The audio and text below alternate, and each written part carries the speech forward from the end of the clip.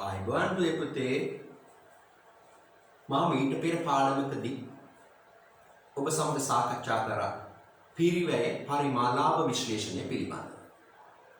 එහෙම නැත්නම් එකට කියනවා ආර්ථික පිරිවැයකරණය කියලා. ආර්ථික පිරිවැයකරණයේදී අපි කතා කරා කෙටි කාලීන තීරණ ගැනීමේදී තමයි කළමනාකරුවන්ට කෙටි කාලීන තීරණ ගැනීමේදී තමයි ආර්ථික පිරිවැයකරණය වැදගත් වන්නේ කියලා. කළමනාකරුවන් වුණාම දිගු කාලීන තීරණ ගන්න සිද්ධ වෙනවා. ඒ දිගු කාලීන තීරණ ගැනීමේදී ප්‍රාර්ථනායෝජන තීරණ පිළිබඳව අපිට සාකච්ඡා කරන්න සිද්ධ වෙනවා. අපි විෂය නිර්දේශයේ මේක තියෙන්නේ අවසාන පාඩම හැටියට. කළමනාකරුවන්ට දිගු කාලීන තීරණ ගන්න කොට ප්‍රාර්ථනායෝජන තීරණ කියලා තමයි ඒකට අපි කියන්නේ. එතකොට මේ කළමනාකරුවන්ට තීරණ ගන්න සිද්ධ වෙනවා කෙටි කාලීන තීරණ සහ දිගු කාලීන තීරණ.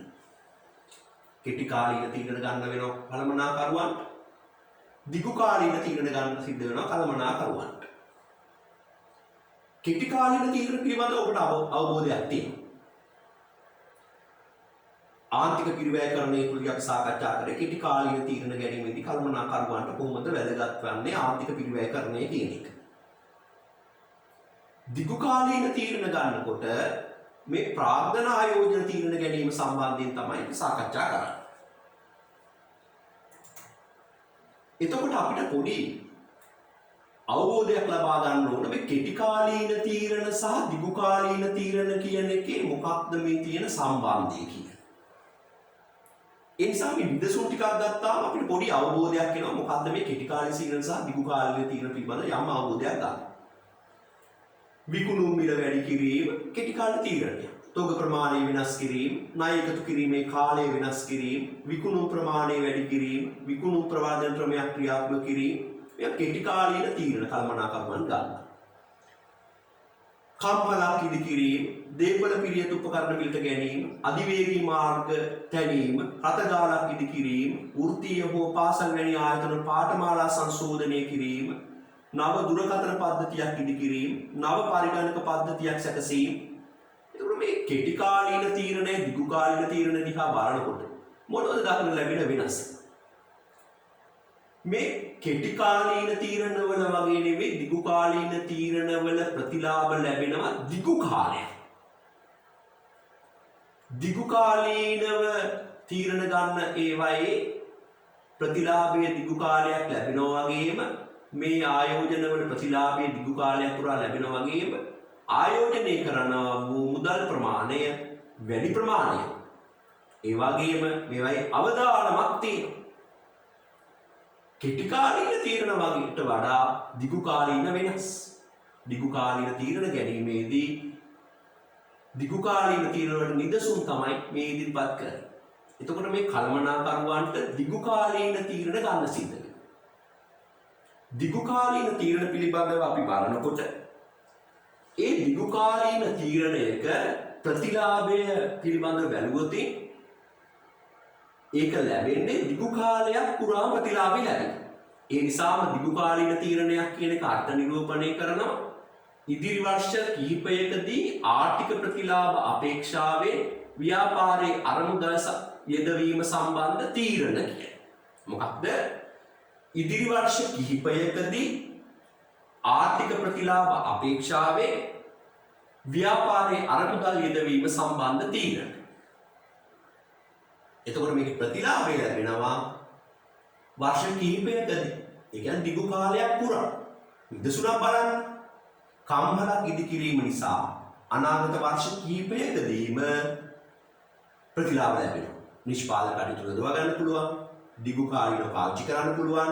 නිමම අලෙවි කරලා ආදායම් උපය ගන්න පුළුවන්. ඒ දිගු කාලීන තීරණ. එතකොට මේ දිගු කාලීන තීරණ පිළිබඳව බැලුවොත් මේවයි ලක්ෂණ පිළිබඳව සොයා බැලුවොත් මේවයි යෙදවීමට අපේක්ෂිත අරමුදල මා පෙර කිව්වා වගේම විශාල වටිනාකමකින් යුක්තයි. අවදානම දිගු කාලීන හින්දා අවදානමක් තියෙනවා මේකේ. විශාල මුදලක් යොදවන අවදානමක් තියෙනවා. කියන්නේ යෙදවීම වාසිදායකයකට වෙන්නත් පුළුවන් අවාසිදායක වෙන්නත් පුළුවන්. අවදානමක් තියෙනවා. දිගු කාලිනව ගන්නා තීරණයක් වෙනස් කරන්න බෑ. ගත් තීරණය වැරදි වුණත් ඒක වෙනස් කරන්න බෑ. අපි හිතමු යන්ත්‍රයක් අරගෙන ඉවරයි කියලා. දැන් මොනව කරන්නද? දැන් වෙනස් කරන්න බෑ. දිගු කාලයක් පුරා ආයෝජිත මුදල රැඳී තිබීම. ආයෝජනය කරපු මුදල දිගු කාලයක් පුරාම රැඳෙනවා. ඒ තීරණය ක්ෂණික තීරණයක් වෙන්න බෑ. ඇගයීමක් කරලා ගන්නපු තීරණයක් වෙන්න ඕන දිගු කාලින තීරණයක් ගන්නවා නම්. ඒ නිසා ව්‍යාපාරයකට දිගු කළමනාකරුවන් දිගු කාලින තීරණ ගැනීම පිළිබඳව අපි සාකච්ඡා කරනකොට ඒ දිගු කාලීන තීරණයක් ගන්නකොට අපිට දක්න ලැබෙන ලක්ෂණයක් තමයි ඒක විශාල වටිනාකමකින් යුක්ත එකක්. දිගු කාලේ නිසා අවදානමක් තියෙනවා. ගත්ත තීරණයක් ආපහු වෙනස් කරන්න බෑ. ආයෝජිත මුදල දිගු කාලයක් පුරා රැඳී තියෙනවා. නිකම්ම නිකන් ගනිපු තීරණයක් නෙවෙයි ඒක ඇගීමක් කරලා ගනිපු තීරණයක්. මේ අනුව බලනකොට දිගු කාලීන තීරණ ගැනීම සඳහා අපිට ක්‍රියාවලියක් අවශ්‍යයි එහෙනම්. මම කියවනේ ගන්න තීරණ නිකම්ම නිකම් ගන්න තීරණයක් නෙවෙයි කළමනාකරුවන් දිගු කාලීන තීරණයක් වෙන්න ඕනේ. කිසියම් ඇගීමකට ලක් කරගන්න තීරණයක් වෙන්න ඕන කියලා. ඒ නිසා දිගු කාලීන තීරණයක් ගන්නකොට ඒකට ක්‍රියාවලියක් අවශ්‍යයි. කළමනාකරුවන්ට හිතුමනාපේ තීරණ ගන්න බෑ දිගු කාලීන තීරණ ගන්නකොට. ඒ නිසා ගනු ලබන තීරණයක් දිගු කාලයකට බලපාන බැවින් ඒ වගේම විශාල මුදලක් ආයෝජනය කරන බැවින් වැඩි අවධානයක් යොමු කරන්න ඕන. කළමනාකරුවන් දිගු කාලීන තීරණ ගන්නකොට ඒක දිගු කාලයකට බලපාන. ඒ වගේම ආයෝජනය කරන මුදල විශාල මුදල. ඒ නිසා වැඩි අවධානයක් යොමු කරන්න ඕනේ දිගු කාලීන තීරණයක් ගැනීමේදී කළමනාකරුවන්. එතකොට දිගු කාලීන තීරණයක් ගැනීමේදී කළමනාකරුවන් අනුගමනය කරන්න ඕන පියවරයන් තියෙනවා. මම කියන්නේ ක්‍රියාවලියක් අවශ්‍යයි කියන්නේ. එතකොට මේ ක්‍රියාවලියේ පියවරයන් අනුගමනය කරන්න ඕන තීරණයක් ගන්නකොට. එකක් තමයි විකල්ප ආයෝජන හඳුනා ගන්න. විකල්ප මොනවද තියෙන ආයෝජන? මේ ආයෝජනයක් කරනකොට විකල්ප මොනවද? යන්ත්‍රයක් ගන්නකොට ඒ යන්ත්‍රය විතරක් නෙවෙයි. තවත් යන්ත්‍ර කීපයක් තියෙනවා. ඒ විකල්පයන් ඒවා. අපි විකල්ප ඇගීමකට ලක් කරන්න ඕන තීරණයක් ගන්නකොට ඒ විකල්ප ආයෝජන සඳහා මුදල් ප්‍රවාහ ඇස්තමේන්තු කරන්න ඕන. ප්‍රවාහ ඇස්තමේන්තු ඒ කියන්නේ ඔබ මීට ඉස්සෙල්ලා මේ මුදල් ප්‍රවාහ වචනේ අහලා තියෙනවා. ඒ කොහෙද? LKS 7 යටතේ මුදල් ප්‍රවාහ ප්‍රකාශයක් හදනකොට මුදල් ප්‍රවාහ පිළිබඳ වචනේ අහලා තියෙනවා. ඒකේ දැම්මනේ අපි මුදල් ප්‍රවාහ ප්‍රකාශය හදනකොට මෙහෙයුම් කටයුතු වලින් ශුද්ධ මුදල් ප්‍රවාහය, ආයෝජන කටයුතු වලින් ජනනය වූ ශුද්ධ මුදල් ප්‍රවාහය, මූල්‍ය කටයුතු වලින් ජනනය වූ ශුද්ධ මුදල් ප්‍රවාහය. ඒ කොහොමද ශුද්ධ මුදල් ප්‍රවාහය යන්නේ? මුදල් ගලා ඒම් වලින් ගලා යාම අඩු කරන. මේකේ ශුද්ධ මුදල් ප්‍රවාහය වන්න ඕනේ. හැබැයි මොනවද? ඇස්තමේන්තු කරලා. ඇස්තමේන්තු කියන්නේ ඒක සිද්ධ වෙලා නෙමෙයි. වෙන්න පුළුවන් එකක්. මේ ආයෝජන ඇගයීම් වලදී අපි මේ දිගු කාලීන තීරණ ගන්නකොට ඒ සිද්ධ වෙලා නෙමෙයි. සිද්ධ වෙන්න පුළුවන් ඒවා. අපි ඇස්තමේන්තු කරලා තමයි මේ හැම එකක්ම කරන්න කලින් කරන්නේ. ඒ නිසා අපි අර ඔය කියනවනේ පණින්ට පෙර සිතා බලනු කියන. ඊට කලින් අපි මේ බලන්නේ. ඒ නිසා මේ ඇස්තමේන්තු කිරීමක් කරනවා මේ මුදල් ප්‍රවාහ ඇස්තමේන්තු කිරීම. ඇස්තමේන්තු කිරීමක් කරලා විකල්ප ආයෝජන ඇගයීමක් කරනවා. විකල්ප ආයෝජන ඇගයීමක් කළා තමයි සුදුසු ව්‍යාපෘතිය තෝරා ගැනීම සහ ක්‍රියාත්මක කිරීම කරන්න ඕන. මම කිව්වා කළමනාකරුවන්ට හිතුමනාපෙම දෙයක් කරන්න බෑ දිගු කාලීන තීරණයක් ගන්නකොට. මේ ක්‍රියාවලිය තුල අනුගමනය කරන්න ඕන. මේ පියවරයන් අනුගමනය කරන්න ඕන. අද දුවේ පුතේ මම සාකච්ඡා කරන්නේ මේකෙදි වැදගත්ම කතාවක් තමයි විකල්ප ආයෝජන හඳුනා ගැනීමක් කරන්න පුළුවන් අපිට. වැදගත්ම කතන්දරේ තමයි විකල්ප ආයෝජන සඳහා මුදල් ප්‍රවාහ ඇස්තමේන්තු කිරීම කියන කතන්දරය. අද පාඩම් වාලාවේදී කතා කරන්නේ විකල්ප ආයෝජන සඳහා මුදල් ප්‍රවාහ ඇස්තමේන්තු කිරීම. ඊළඟට මා ඔබත් එක්ක සාකච්ඡා කරනවා ඊළඟ පාඩම් මාලාවේදී විකල්ප ආයෝජන ඇගීම සහ සුදුසු ව්‍යාපෘතිය තෝරා ගැනීම සහ ක්‍රියාත්මක කිරීම කියන කතාවයි. එතකොට මේ විකල්ප ආයෝජන හඳුනාගත්තයින් පස්සේ ඒ හැම විකල්පයකම මුදල් ප්‍රවාහ ඇස්සමේන්තු කරන්න. මුදල් ප්‍රවාහ ඇස්සමේන්තු කරන්න ඕනේ මොන අවස්ථාවෙද? ඒ ආයෝජනය ආරම්භ කරන අවස්ථාවේදී මුදල් ප්‍රවාහ ඇස්සමේන්තු කරන්න ඕනේ. මෙහෙයුම් ක්‍රියාවලිය කටයුතු අවසන් කරනකොට මුදල් ප්‍රවාහ ඇස්සමේන්තු කරන්න ඕනේ. ඒ වගේම ආයෝජන ක්‍රියාවලිය අවසන් වීමේදී මුදල් ප්‍රවාහ ඇස්සමේන්තු කරන්න ඕනේ. මේවා දුවේ පුතේ මේවා සිද්ධ වෙලා නෙමෙයි මේ ඇස්සමේන්තු කිරීම කරන බව පැහැදිලිව මතක තියාගන්න. එතකොට මුදල් ප්‍රවාහ ඇස්සමේන්තු කිරීම කරනකොට මම කියපු විදිහට ආරම්භක අවස්ථාවේ ඉඳලා අවසානයේ දක්වා මොන අවස්ථාවේද? ආයෝජනයක ආරම්භක අවස්ථාවේ ඉඳලා අවසානයේ දක්වා මොනවද බලන්නේ? මුදල් ගලා ඒම් හා මුදල් ගලා යාම මුදල් ප්‍රවාහ ලෙස හැඳින්වේ. ආයෝජනය ආරම්භ කරන අවස්ථාවේ මුදල් ප්‍රවාහ මොනවද? ඒ වගේම අවසානයේ දක්වාම මුදල් ප්‍රවාහය මොනවද කියලා හොයන්න ඕනේ. මොනවද මුදල් ගලා ඒම් සිද්ධ වුනේ මේ ව්‍යාපෘතිය නිසා? මොනවද මුදල් ගලා යාම සිද්ධ වුනේ මේ ව්‍යාපෘතිය නිසා? මේ මුදල් ප්‍රවාහ ඇස්සමේන්තු අපි අර විකල්ප ආයෝජනයන් හැම එකකම කරන්න ඕනේ. එතකොට මුදල් ප්‍රවාහ ඇස්සමේන්තු කිරීමේදී සැලකිල්ලට ගන්න ඕන කරුණු කීපයක් තියෙනවා. හැමතිස්සෙම අපි ගන්න ඕන බදු පසු මුදල් ප්‍රවාහ සැලකිල්ලට ගන්න ඕන. වර්ධක මුදල් ප්‍රවාහය පමණක් සැලකිල්ලට ගැනීම. ඒ කියන්නේ මොකක්ද? පවතින දැනට තියෙන මුදල් ප්‍රවාහයන් නෙවෙයි. මේ අලුතෙන් කරපු ආයෝජන නිසා මුදල් ප්‍රවාහ සැලකිල්ලට ගැනීමක් තමයි කරන්න ඕනේ. ඒ නිසා කොයිතරම් මුදල් ගලා ඒමක් සහ ගලා යමක් වුණාද අලුතෙන් කරපු ආයෝජනය නිසා. 3 ආයෝජනයට අදාළ සියලු වක්‍ර බලපෑම් නිසා වන මුදල් ප්‍රවාහ තුලත් කිරීම. ඒ කියන්නේ නව ආයෝජනයේ හින්දා පවතින ආයෝජන වල ආදායම වැඩිවීම හෝ අඩුවීම තමයි සොයා බලන්න ඕනේ. ඒ වගේම දැනටමත් දරා ඇති පිරිවැය. ඒකට අපි කියන්නේ ගිලුණු පිරිවැය කියලා. මේ වෙනකොට දරන ලද පිරිවැය. ගිලුණු පිරිවැය. ඒක මුදල් ප්‍රවාහ ඇස්සමේන්තුවක් ලෙස සැලකිල්ලට ගන්න බෑ. පොලී මුදල් ප්‍රවාහයට ඇතුළත් නොකිරීම. ඒ කියන්නේ පොලීය මුදල් ප්‍රවාහයට ගැටීට ඇතුළත් කරන්නේ නැහැ. ෂෙයාරින් වගේ මුදලින් නොගෙවෙන ඒවා මුදල් ප්‍රවාහසේ සලකන්න එපා කියන එක කියන්නේ. එතකොට මුදල් ප්‍රවාහ ඇස්සමේන්තු කිරීමේදී අපි බදුපස මුදල් ප්‍රවාහ සැලකිල්ලට ගන්න ඕනේ. වර්ධක මුදල් ප්‍රවාහයෙන් පමණක් සැලකිල්ලට ගන්න ඕනේ. ආයෝජනයට දාලා සියලු වක්‍ර බලපෑම් නිසා ඇති වෙන මුදල් ප්‍රවාහ ඇතුළත් කිරීමක් කරන්න ඕනේ. දැනටමත් දරා ඇති පිරිවැය මුදල් ප්‍රවාහසේ සලකන්න එපා. පොලී මුදල් ප්‍රවාහයට ඇතුළත් කරන්න එපා. ෂෙයාරින් වගේ මුදලින් වැය නොකරපු වියදම් තියෙනවා නම් ඒවා මුදල් ප්‍රවාහයන්සේ සැලකිල්ලට ගන්න එපා. මේ පිළිබඳව අවධානය යොමු කරමින් තමයි අපි සෑම ආයෝජනයකම මුදල් ප්‍රවාහ ඇස්සමේන්තු කිරීමක් කරන්න ඕනේ. එතකොට මම කිව්වා මුදල් ප්‍රවාහ ඇස්සමේන්තු කරනකොට මුලින්ම මූලික ආයෝජනයේ මුදල් ප්‍රවාහ ඇස්සමේන්තු කරන්න ඕනේ කියලා මුල් අවස්ථාවේදී. එතකොට අලුත් වත්කමක් මිලදී ගන්නවා කියමු.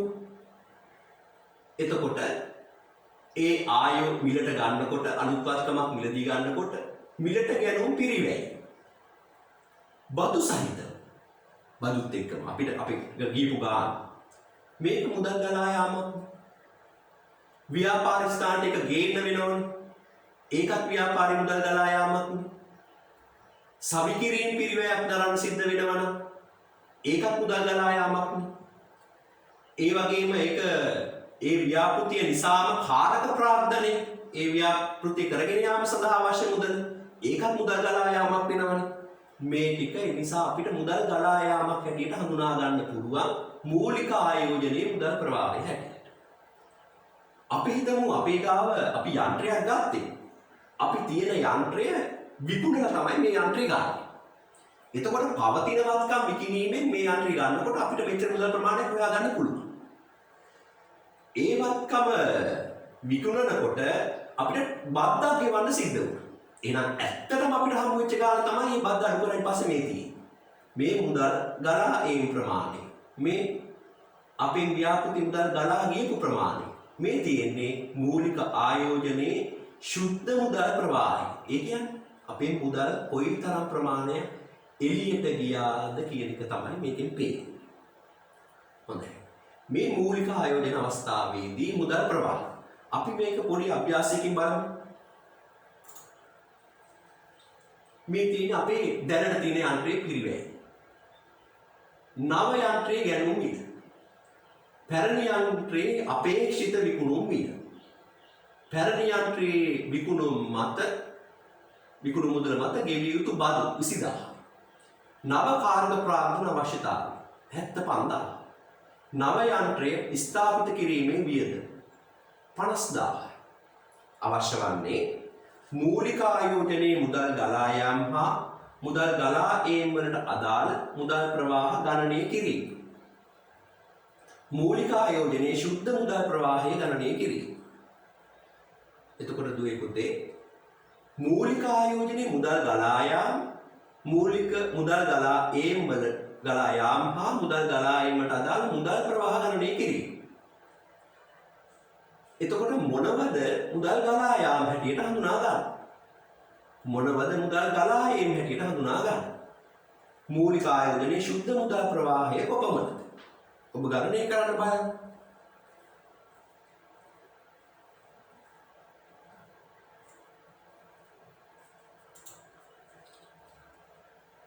එම අභ්‍යාසයට අනුව පැරණි යන්ත්‍රයේ විකුණුම් මිල ලක්ෂය. ගෙවිය යුතු බදු 20000. එතකොට මුදල් ගලා ඒම් තියෙන්නේ 80000. මුදල් ගලා යාම පිළිබඳව බැලුවොත් නව යන්ත්‍රයේ පිරිවැය ලක්ෂ 5යි. ස්ථාපිත කිරීමේ වියදම 50000යි. නව කාර්ක ප්‍රාග්ධන අවශ්‍යතාවය 75000. ඒ නිසා මුදල් ගලා යාම ව්‍යාපාරයට සිද්ධ වෙනවා මේ ආයෝජන නිසා 6,25,000. ඇත්තටම ශුද්ධ මුදල් ප්‍රවාහය හැටියට බැලුවොත් මේ මුදල් ගලා යාම සහ ගලා යාම පිළිබඳව බැලුවොත් ශුද්ධ මුදල් ප්‍රවාහය වෙන්නේ මේ ව්‍යාපෘතිය නිසා මුදල් ගලා යාම මුදල් ගලා ඇත්තටම ශුද්ධ මුදල් ප්‍රවාහය වෙන්නේ මේ ව්‍යාපෘතිය ගලා නිසා අපේ ව්‍යාපාරේ ගලාගෙන යන මුදල් ප්‍රවාහය වෙන්නේ රුපියල් 5,45,000. 5,45,000. මේ දුව අපතට තේරෙනවා ඇති හොඳින්ම මේ මූලික ආයෝජන නිසා මේ ව්‍යාපාරයෙන් ගලාගෙන ගියපු ශුද්ධ මුදල් ප්‍රවාහය 5,45,000. ඒ වගේම දුවේ පුතේ මේ ව්‍යාපෘතියක් ආරම්භ කරනකොට මුදල් ප්‍රවාහයක් නැති වෙනවා වගේම වාර්ෂික මෙහෙයුම් මුදල් ප්‍රවාහයක් ඇති වෙනවා. ආයෝජන ක්‍රියාත්මක කළ පසු ඵලදායී කාලය තුල මෙහෙයුම් කාර්ය සඳහා යොදා ගැනීමෙන් ජනිත වන මුදල් ගලා ඒම් සහ ගලා යාම වාර්ෂික මුදල් ප්‍රවාහ ලෙස හැඳින්වේ. ඒ කියන්නේ මේ ව්‍යාපෘති කරගෙන යනකොට මොනවද මුදල් ගලා ඒම් සහ ගලා යාම වෙන්නේ? විද්දසුන් හැටියට අපිට විකුණනවා. ණයට විකිණීම නිසා ඇති වෙන වෙළඳ ණය ගැතියන්ගේ මුදල් ලැබෙනවා. භාණ්ඩ අපිට ගන්නවා. ණයට ගන්නපු කට්ටියට වෙළඳ ගෙවිය යුතු දෑවට මුදල් ගෙවනවා. මෙහෙයුම් වියදම් දරන්න සිද්ධ වෙනවා. ෂෙයා වීම හැර ස්ථාවරවත්කම් නඩත්තු වියදම් දරන්න වෙනවා. ෂෙයා වීම කියන එක මුදලින් ගෙවන්නේ නැහැ. ස්ථාවරවත්කම් නඩත්තුවට මුදල් ගෙවන්න වෙනවා. බදු ගෙවන්න වෙනවා. මෙහෙයුම් වලට අදාළ වෙනත් ගෙවීම් කරන්න වෙනවා. මේ ව්‍යාපාරය කරගෙන යනකොට මේ වගේ මුදල් ගලා ඒම් සහ ගලා යාම මේ ව්‍යාපෘතිය කරගෙන යනකොට සිද්ධ වෙනවා. වාර්ෂික මෙහෙයුම් මුදල් ප්‍රවාහ. එතකොට දුවේ පුතේ අපිට බැලුවාම මේ අපි නිදසුනකින් මේක මේ බලන්න යනවා. ව්‍යාපාරයක යන්ත්‍රයක් මිලට ගස් පසු එහි ඵලදායී ජීව කාලය වූ වර්ෂ 5 තුල මුදල් ප්‍රවාහ පහත ආකාරයට ඇස්තමේන්තු කර ඇත. මේ දුව පුතාලා මේ ගාන ලියාගත්තොත් අපිට හදන්න පුළුවන්. විකුණුම් ආදායම වැඩි වීම. වර්ෂයේ 1,05,000යි. දෙවනි වර්ෂයේදී 5,50,000යි. තුන්වෙනි වර්ෂයේදී 6,00,000යි. හතරවෙනි වර්ෂයේදී 7,00,000යි. පස්වෙනි වර්ෂයේදී 8,00,000යි. වාර්ෂික ගැනුම් වියදම් ඇස්තමේන්තු. එතකොට මේ මුදල් ගලාගෙන තියෙන්නේ. මේ වාර්ෂික ගැනුම් වියදම් ඇස්තමේන්තු. පළවෙනි වර්ෂයේදී 1,80,000යි, දෙවෙනි වර්ෂයේදීත් 1,80,000යි, තුන්වෙනි වර්ෂයේදී 1,90,000යි, හතරවෙනි වර්ෂයේදී 2,00,000යි, පස්වෙනි වර්ෂයේදී 2,40,000යි. තුන පළමු වර්ෂයේ විදුලි බිල 3,000කින් වැඩි වන අතර ඉන්පසු සෑම වර්ෂයකම 1,000 බැගින් වැඩි වේ. පළමු වර්ෂයේ 3,000යි, ඉන්පසු සෑම වර්ෂයකම 1,000 බැගින් වැඩි වේ. ඒකේ මොකද්ද කියන්නේ? පළමු වර්ෂයේදී 3,000යි, ඊළඟ වර්ෂයේදී 4,000යි, ඊළඟ වර්ෂයේදී 5,000යි, ඊළඟ වර්ෂයේදී 6,000යි. ඒ තමයි මේ කියන කතාව. දැන් දුවල පුතාලා මේ ගාන ලියාගෙන නැත්තේ. මේ ගානේ තව කොටසක් තියෙනවා. පළමු වර්ෂයේ මෙහෙයුම් වියදම 4,000කින් වැඩි වන අතර, ඒ කියන්නේ පළමු වර්ෂයේ මුදල් ගලා යාමක් වෙනම 4,000. ඊට පසු සෑම වර්ෂයකම 1,000 බැගින් වැඩි වෙනවා. දෙවෙනි වර්ෂයේ ඉඳන් එතකොට 5,000, ඊළඟට 6,000, ඊළඟට 7,000 එහෙම වෙනවා. වාර්ෂික ෂෙයා වියදම රුපියල් 5,000. හැම වර්ෂයකම මේ වත්කම ෂෙයා වෙනවා රුපියල් 5,000. තුන්වන වසරේදී රුපියල් 15,000ක අලුත් වැඩියා වියදමක් දැරීමට අපේක්ෂිතයි. අපේක්ෂිතයි තුන්වන අවුරුද්දේදී 15,000ක අලුත් වියදමක් දරන්න. ලාභයෙන් 10%ක් බදු ගෙවිය යුතුයි. වාර්ෂික ශුද්ධ මුදල් ප්‍රවාහය ගණනය කරන්න. වාර්ෂික ශුද්ධ මුදල් ප්‍රවාහය ගණනය කරන්න. තදුයි පුතේ මේ ගාන ලියන්න. මේ ගාන හදන්න අපි උත්සාහයක් කරමු. එතකොට මේ ගාන හදනකොට ඔබත් හදලා බලන්න. මම හදන ලද පිළිතුර ඔබට ඉදිරිපත් කරන්න.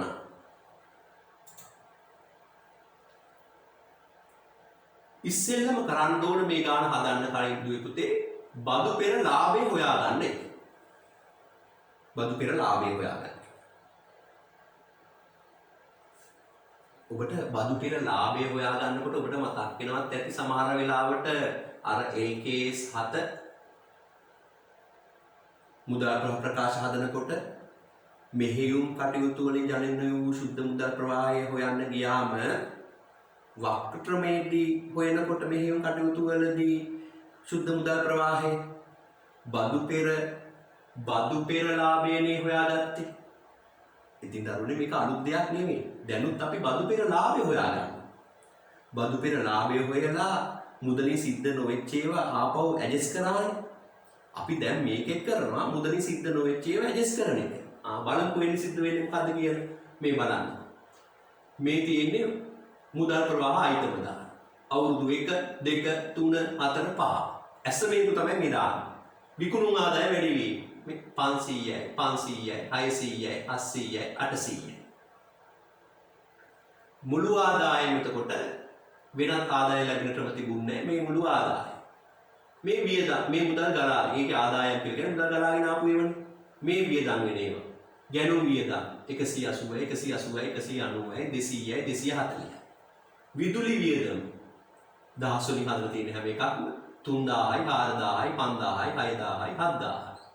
මෙහෙයුම් වියදම් 4,000යි, 5,000යි, 6,000යි, 7,000යි, 8,000යි. ෂෙයා වියදම් 5,000යි, 5,000යි, 5,000යි, 5,000යි, 5,000යි හැම වසරකම වාර්ෂික ෂෙයා වියදම් හැම වසරකම 5,000 වෙනවා. අලුත් වැඩියා වියදමක් දරන්නේ 15,000ක තුන්වෙනි වර්ෂයේ මේ ඇස්තමේන්තු කරපු එක දැන්.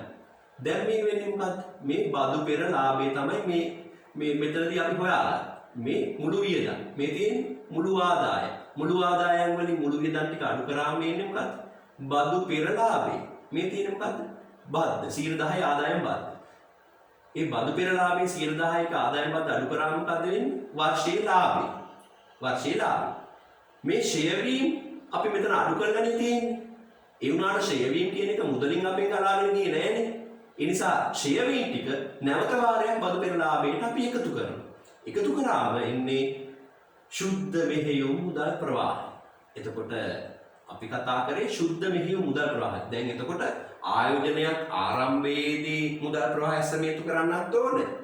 මෙහෙයුම් කටයුතු වලේ තියෙන ඒ මෙහෙයුම් කටයුතු කරගෙන යනකොට මුදල් ප්‍රවාහයන් ඇස්තමේන්තු කරන්නත් ඕනේ. මේ මෙහෙයුම් කටයුතු වලින් මුදල් ප්‍රවාහය ඇස්තමේන්තු කරලා අපි අමාරයි මේ ගානේ මේ තියෙන පළවෙනි අවුරුද්ද, මේ දෙවෙනි අවුරුද්ද, මේ තුන්වෙනි අවුරුද්ද, මේ හතරවෙනි අවුරුද්ද, මේ පස්වෙනි අවුරුද්ද. එතකොට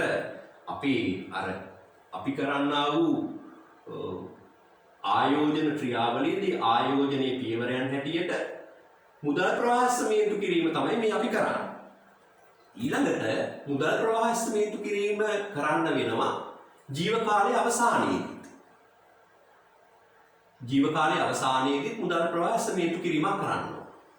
ජීව කාලයේ අවසානයේදී ඇති වෙන මුදල් ප්‍රවාහ ගලා යාම සහ මුදල් ගලා යාම පර්යන්ත මුදල් ප්‍රවාහයෙන් හැටියට හඳුන්වනවා. එතකොට අපි ජීව කාලයේ අවසානයේදී ආයෝජන සුම්බුන් විකුණනවා. එතකොට මුදල් ගලා යාමක් වර්ෂයේ ඒ කාල පරිච්ඡේදයේ අවසානයේදී ඇති වෙන්න පුළුවන් අවුරුදු 5ක් නම් 5යි. කාරක ප්‍රාග්ධනය ආපසු අය කර ගැනීම. අපිට ව්‍යාපෘතිය ආරම්භ කරනකොට කාරක ප්‍රාග්ධනය ගලාගෙන ගියා නම් රුපියල් 10000ක් අවුරුදු 5ක් නම් ජීව කාලයේ තියෙන කාරක ප්‍රාග්ධනය ආපහු අය කරගන්න පුළුවන් නම් එතකොට මේ 10000 ඒ අවුරුදු 5 අවසානයේදී අපිට ලැබෙනවා. වෙනත් ද්‍රව්‍ය විකිණීමෙන් ලැබෙන මුදල්. මේ ජීව කාලයේ අවසානයේදී ඒක ලැබෙනවා නම් ඒ ප්‍රමාණය අපි ඇස්තමේන්තු කරනවා. එතකොට මේ විදිහට අපිට පුළුවන් කමක් ලැබෙනවා මුදල් ප්‍රවාහ ඇස්තමේන්තු කරන්න ආරම්භයේදී මෙහෙයුම් කටයුතු පවත්වාගෙන යාමේදී ඒ වගේම ජීව කාලයේ අවසානයේදී. ඉතින් දුවේ පුතේ අපි අද කතා කරේ ප්‍රාග්ධන ආයෝජන තීරණ ගැන. ප්‍රාග්ධන ආයෝජන තීරණවල වැදගත්ම දේ තමයි මම කතා කරේ. විකල්ප ආයෝජන අගයන්න සිද්ධ වෙනවා. විකල්ප ආයෝජන සඳහා මුදල් ප්‍රවාහ ඇස්තමේන්තු කිරීම කරන්න වෙනවා. මුදල් ප්‍රවාහ ඇස්තමේන්තු කිරීම ආරම්භයේදී මෙහෙයුම් කටයුතු වලදී ඵලදායී ජීව කාලයේ අවසානයේදී කියන අවස්ථා තුනේදීම කරන්න වෙනවා. මුදල් විකල්ප ආයෝජන හොයාගෙන ඒ විකල්ප ආයෝජන මුදල් ප්‍රවාහ ඇස්තමේන්තු කරලා තමයි ඊළඟ විකල්ප ආයෝජන ඇගයීමක් සහ සුදුසු ව්‍යාපෘතිය තෝරා ගැනීමක් කරන්න වෙන්නේ. ඉතින් දුවේ පුතේ මම ඊළඟ පාඩම් මාලාවේදී ඔබත් එක්ක සාකච්ඡා කරනවා ඒක වැදගත්ම පාඩම් මාලාව විකල්ප ආයෝජන ඇගයීම සහ සුදුසු ව්‍යාපෘතිය තෝරා ගැනීම කෙසේ කරනවද කියන එක. එහෙනම් ඔබ සැමට ආයුබෝවන්.